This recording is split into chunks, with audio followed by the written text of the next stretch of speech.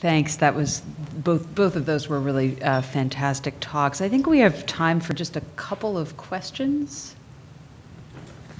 Yes, please go ahead.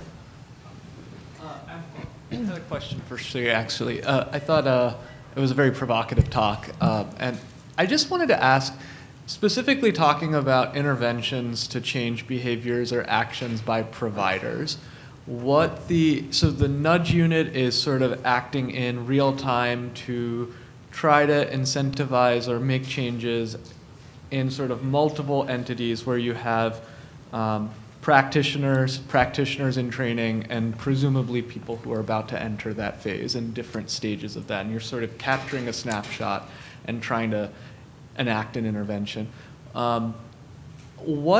What is sort of the thought process, or what are your thoughts about sort of backtracking and getting us to a point where, you know, from the get-go, from the beginning of our education, we're sort of incentivized to follow sort of whatever the guidance is? Because I would imagine that, let's take cardiac rehab for example. If you have an indication for it, you have a CME on it, everyone should know, okay, now I should do this and I'm going to do it. But we know that that doesn't work that way. And perhaps as one gets further along in sort of entrained in their own way of practicing and managing, the need for sort of intervention then becomes greater, and the ability to actually intervene becomes harder. I don't know if that makes sense. Yeah, I think those were that was a great question, and I guess three thoughts. The first is relates to the first comment, your first comment about the interventions and how they're targeted. Ideally, actually, all of these are targeted towards specific populations. So, for example, there are different hypotheses to test versus, do you target a nudge towards a medical assistant and then see if that ultimately to reduce alert fatigue, for example, for the provider, or do you target it towards the primary care physicians or the residents? So we try not to do it sort of all at once so that we can test the impact of various interventions. In terms of the medical education aspects, I think that's very important. I think part of it is that things also change over time, of course, from when all of us were in medical school to the time we're actually out in practice, to the time we're making these decisions, the evidence changes. But also when we're at the point of care where we're making these decisions, I mean, I know that cardiac rehab, for example, should be prescribed to the variety of patients, the populations that it's indicated for. But there are also a bunch of other decisions I'm also trying to make at that same period of time, or a lot of other information that's coming at me. So what of those interventions can we pick that, of course, should be highly evidence-based, that we can set as a default, for example, or use any of the other methodologies to encourage it to happen. But I think what limits it is that for many of our patients, especially as our evidence base increases around the number of therapies, there's just a lot of decisions to make. So I think in past times, we've sort of let people make those decisions, but haven't created the architecture for making them. So Rob, that was a very provocative talk. It kind of raises the question of what we can technically do versus what we're allowed to do. And I was reminded of the story of some grocery chain or something that found that they could very accurately predict when women got pregnant. So they could send them advertisements based on that. And it's clear if we had the data, we could predict all sorts of things and know lots of events in people's lives, but who gives us access to that data and permission to use it, and how is that controlled? Yeah, the way, I mean, I don't know, but the way I like to describe this, it's too important to leave to tech companies, and it's way too important to leave to politicians, believe me, after spending 2 years in the center of national politics. I think the biggest group asleep at the wheel here is universities. There's no... So should we just step forward and say, we're going to start doing this? And well, I think we should step forward and say, we're going to start developing a framework for how society should think about this. After all, we don't pay taxes as an entity because we're considered good as society. We have ethics, religion, public policy, law, medicine, public health. No other societal entity has this, And there's a lot at stake in getting it right. I think we're seeing the fruits of getting it wrong right now on a very large scale. But I also think most people, if they're in a trusted environment, that is with clinicians that they trust and like, are pretty comfortable sharing very intimate information. What they don't like is having it spewed all over the place. And one other quick thing to say about it, one of the things we've got to do is to I would say, get rid of HIPAA, but not to get rid of the concept of that, was sort of behind it to begin with. But what we've done is to take this 1% of information that has to do with about 20% of our total outcomes and protect it like it's gold. The other 99% of our lives is for sale to the Russians right now. And I don't think either one is quite right at this point, because it's the other 99% that has the biggest impact on how we do. And if you look at what the Russians bought, it's pretty detailed information about each of us. I mean, by the way, I don't hate Russian people. I just think we're in a cyber war right now with the Russian government. Hi. Without sounding as though Russia should make any progress, what's a way of scaling, or what in your opinion might be one good way of scaling up these advances and integrations on a global scale outside the borders of the US as far as global cardiovascular disease is concerned? Yeah, I think one of the great things, the opportunity here is that everybody has a cell phone, right? In even the poorest parts of the world, people have cell phones. And the latest new alphabet is Loon, which is these high-altitude balloons that are circling the Earth to provide internet access no matter where you are. It won't be bounded at all by geography. So essentially, there's not a digital divide in access to information. There obviously is a digital divide in ability to use the information that's there. And so I think one of the most important things, the U.S. is the seat of a lot of the creativity and technological innovation. But we got to get over the idea that it's like the U.S. needs to teach the rest of the world, because a lot of the advances are happening in other parts of the world that are leading to the trends that I show you where the U.S. doesn't look better. So I think the platform is there. It's ubiquitous.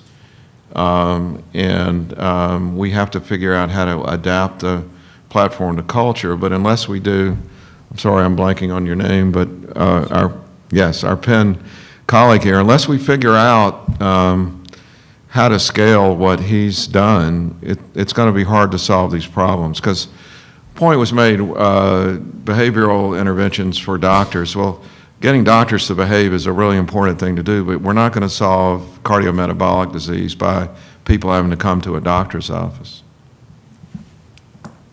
May I? Go ahead. So I guess in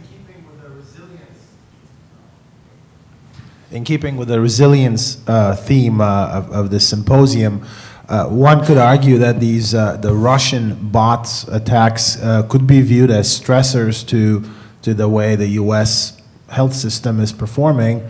And from somebody who has coined the term data hoarding, that continues to plague the way we interact here between academic centers, between academia and industry, how do you see the policy evolving to contribute to a more resilient system by fostering internal collaborations and data sharing, and yet protecting and making it more resilient towards the nasty attacks? So I guess I'd say 3 levels based on the way you asked the question, which was it's a hard, again, sort of like policy in general. Who am I to say? But obviously have opinions. So first of all, I think the groundwork is there in U.S. law to share information. And in fact, there's a great article in JAMA that just came out that showed the abysmal results of people trying to get their electronic health records as individuals. And so I think step number 1 is to enforce the policies that are already in place to make it a very unhappy situation if you try to hoard data or information, except in circumstances where it's the right thing to do because competition creates economic incentive, like intellectual property on molecular structure, et cetera. But the second thing is, I'll just pick on us again. Universities and academic medical centers are not setting a good example right now. And, you know, if you put enough money on the table, data gets shared. But if you don't, it's not like that, using the default example, it's not the default. It's the thing you have to try to overcome. And then I think in cyber warfare, we need to wake up. And this is going to take public-private partnership. The government, I think, of a freedom of speech democracy has to be just as vigilant as we were around the time we finally decided to take on World War II. This is a pitched battle over control of people's thinking and beliefs, and I don't think the government alone can solve it. If you look at World War II, that wasn't just a government effort, the whole population was behind it. But I think this is much more serious than people believe. And you know, if you're not startled by the data about what's happening to health in the U.S., I'd urge you to look at it more carefully. So, Rob, maybe I'll take a prerogative for a last question. It seems to me you've put out a position that there's plenty of data, that data analysis is not really the issue, although we need to learn, obviously, more how to do that. There is an issue with data access. But the thing that really strikes me that would be the last mile hurdle, if you will, maybe, I don't know, but the biggest thing is that we haven't, as a society, decided to harness that information for the good of the society and to improve the health of the society. Because as a society, we're not issuing the nudges. The Russians are, the advertisers are, the others. But as a society, if we decided in terms of creating the will to use those data for societal good, and if we could agree on what societal good was, a little minor point there, would that address some of what you're concerned about and talking about? I think it would be easier if there was societal agreement. Let me pick on World War II as an analogy again, and I'm just greatly affected. There's an exhibit in the De Young Museum in Golden Gate Park, so if you happen to be in San Francisco next few months, I'd recommend you to go. It only takes like 20 minutes to walk through it. It's not big, but it's on propaganda in World War II. And, you know, part of what happened was many Americans were totally opposed to going into World War II.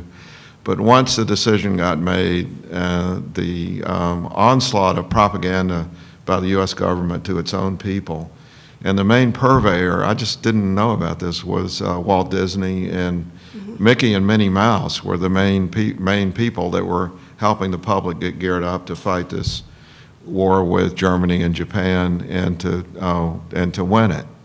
And you know, some of the things that were said in the propaganda were not accurate. They were depicting German people as bad people and all sorts of stuff. But the fact is, if we don't, and I'll also say, we talk about health equity as if that's a societal goal. Some of us do. Policies currently would not point to health equity as a societal goal. In fact, policies right now are causing more health inequity as a deliberate policy choice, because if you believe that the bad fate of an individual is up to them to resolve on their own, you get the result that you have. So I think we have to have hard conversations about what our societal goals are, and I completely agree with what you said, but I don't believe that we're framing those discussions as well as we could right now.